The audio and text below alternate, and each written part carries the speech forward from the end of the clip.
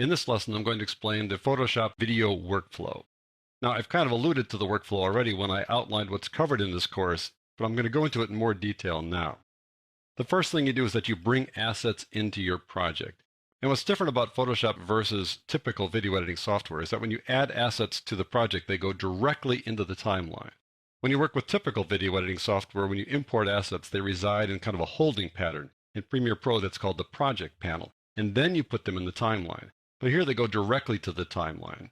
And that's good and bad. The good thing is that they're right there in the timeline. That saves you a step.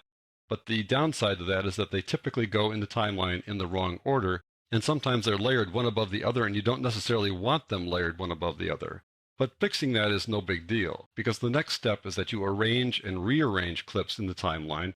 And if they're layered where you don't want them to be layered, you can layer them someplace else or bring them down into one layer.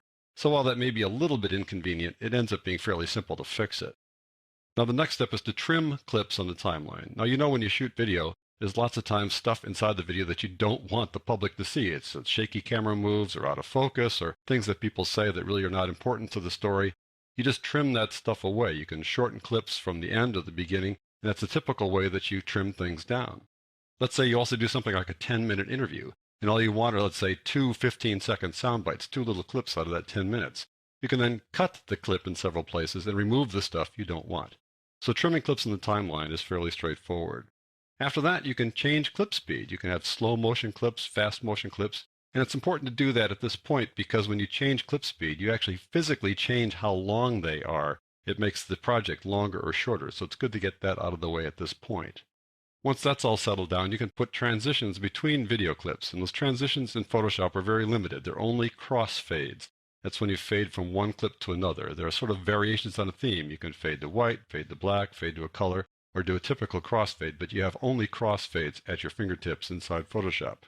Going on from there, you can then add audio to the project. You can add a narration, add music, sound effects, and then you can adjust the audio. You can mix the audio, creating a nice blend. So let's say the narrator is talking at some point, then you can lower the volume of the music there to make sure that the music does not cover up or step on the narrator. You can place text and graphics on top of the clips. Just as you layer things inside a Photoshop layers panel, you can layer them inside the timeline.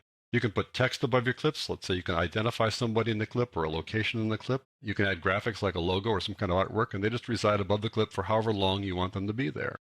You can apply Photoshop filters and layer styles to any clip, any text, any graphics that you put inside a project. And you can also put these clips in motion on the screen using some preset motion characteristics like zooming and panning. You can go beyond that and use keyframes to manually animate some effects and motions. So you can have things go exactly where you want them to go and have effects come on and go off exactly as you want them to come on and go off. Finally, when you're done with your project, you want people to be able to see it, right? So you need to export it. You need to what's called render it into a video file. And Photoshop offers up 3 different video formats that you can use to export your project. So that is the basic Photoshop video workflow.